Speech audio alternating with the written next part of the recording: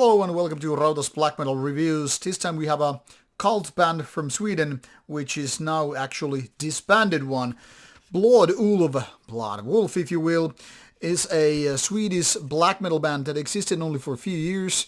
And during those few years, 2002-2005 roughly, the band did 3 albums and then some smaller releases. Now this one is a Ophidian Sun reissue, and the label was really kind and all that to provide not only CDs but also LPs. And when I mean CDs, that means in the future videos I will go through the other releases as well. But this time we'll focusing on the first album, self-titled one. And this is some neat looking CD, which was used of course for review purposes, listening to the music and making notes and all that.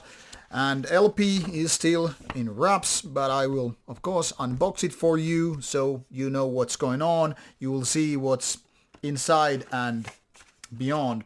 Now these are not the typical CDs, but on the contrary are the ones that are black discs. I still don't know actually what they're officially called, but CDs with the black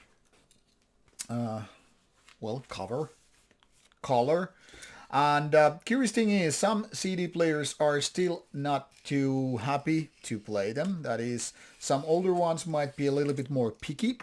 Anyway, my older one, which is somewhat picky with some CDRs, not always playing them, handled the thing quite nicely, so no problem there whatsoever.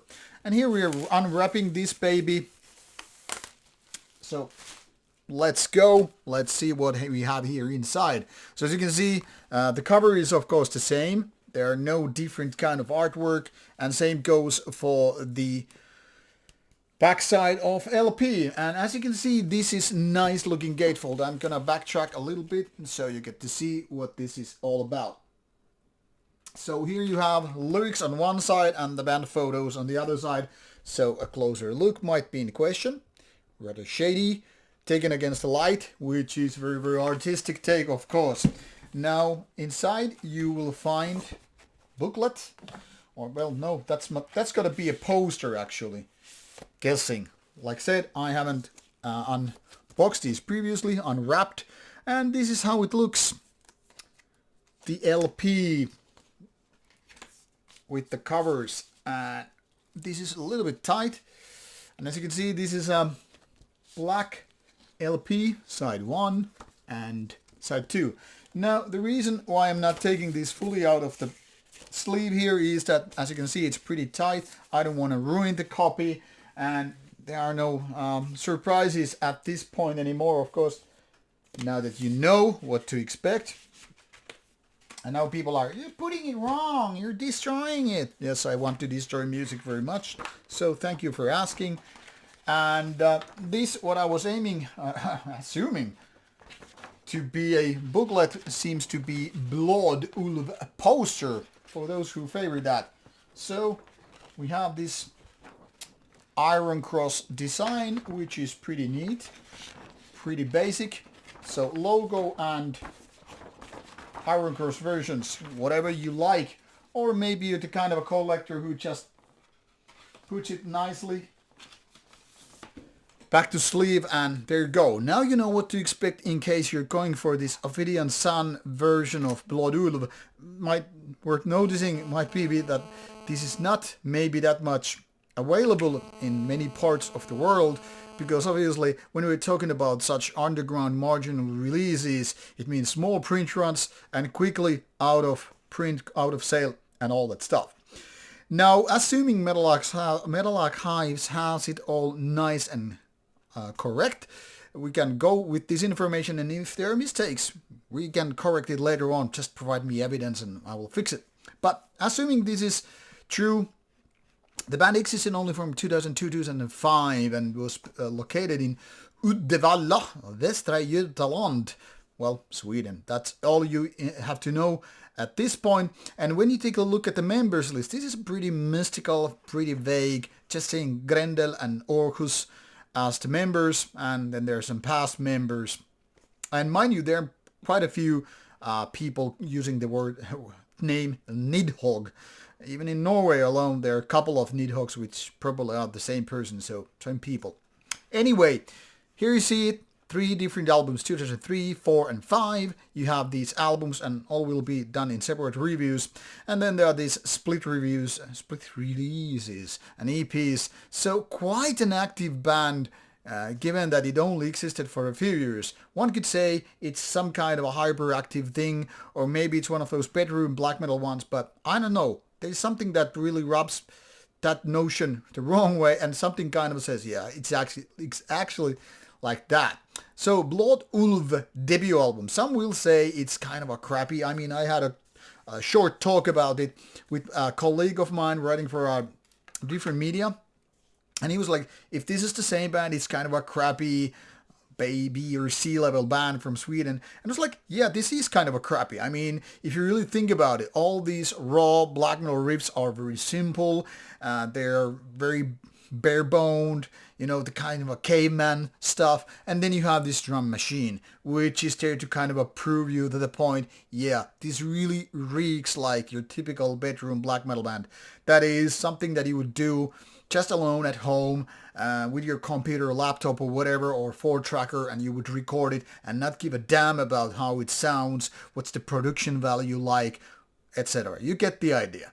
And that's where we kind of also disagree with my colleague, because I'm getting strong Ildjarn vibes here. And now I know Ildjarn is very marginal even among the Norwegian underground black metal, because for some people it's probably way too crappy, way too raw, way too primitive and all that stuff. And I'm like, yes, it rubs me the right way.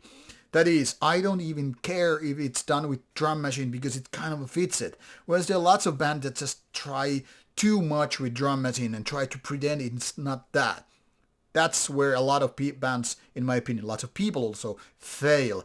They try to emulate real drums with drum machine too much and try to get away with it. Whereas just embrace the kind of crappiness and make it fit your style. I mean, there are bands that totally made it pure art.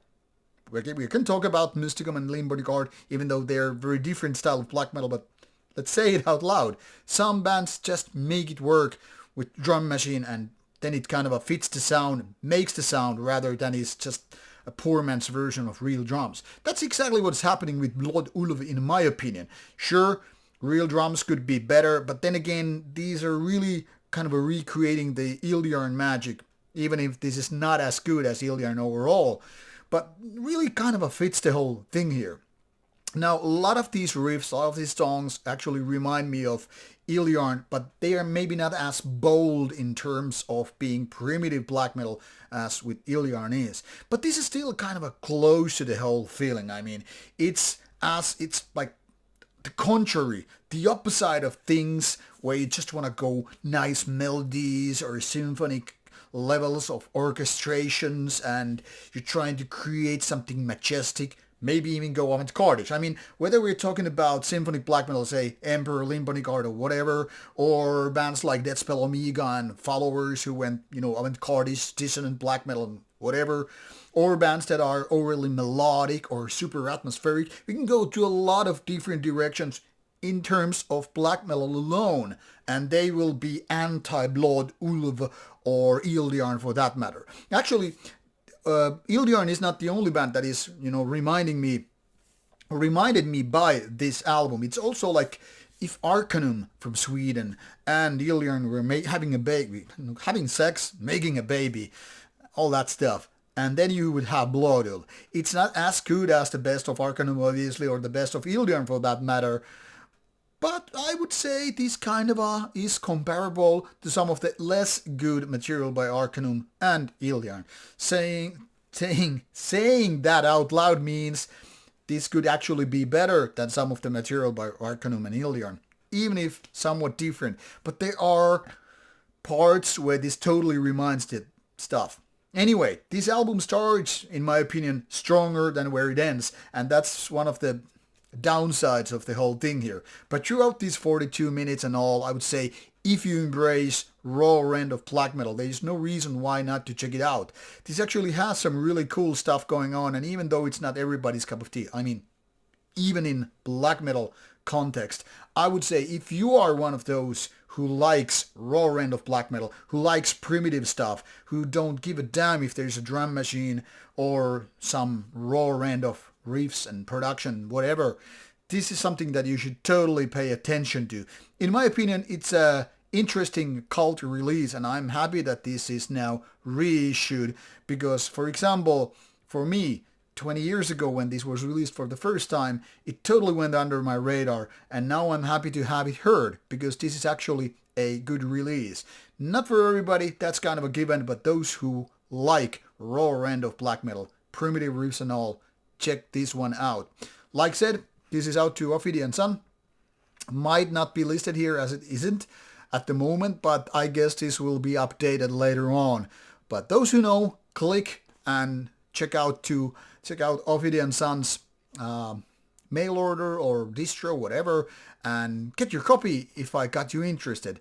Should be some links provided in the description box if I can find you some listenable links, and if not, well, then you use your own Googling skills or YouTube search or whatever.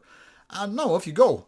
Check out the stuff, and of course more Vinyl Monday episodes coming next week following the next Blodulv album. So stay tuned for that and keep listening to metal. Bye bye.